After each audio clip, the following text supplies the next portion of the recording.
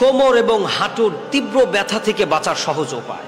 আমাদের সমাজের প্রত্যেকের বৃদ্ধ মা বাবা বা আপনজন যারা বৃদ্ধ হয়ে গিয়েছে তাদের কিন্তু প্রচণ্ড পরিমাণ কোমর ব্যথা এবং হাঁটু ব্যথা, যেটার কারণে মানুষ চলতে ফিরতে পারে না। সেজন্য ওই বৃদ্ধ মা বাবার জন্য এই আমলটি আমি দিচ্ছি। 5 ওয়াক্ত নামাজের পরে এই দোয়াটি পড়বেন, রব্বি আন্নী মাসসানিয়াদ দুররু ওয়া আনতা আরহামুর রাহিমিন। এই দোয়াটি বেশি বেশি পড়বেন। আই রিপিট, রব্বি আন্নী মাসসানিয়াদ দুররু ওয়া আনতা আরহামুর রাহিমিন।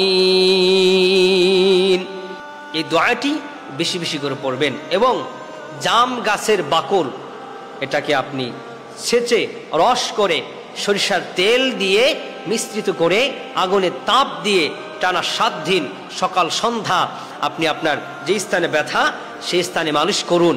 এবং ওই মালিশকৃত যেই মেডিসিন আপনি নিজে নিজে তৈরি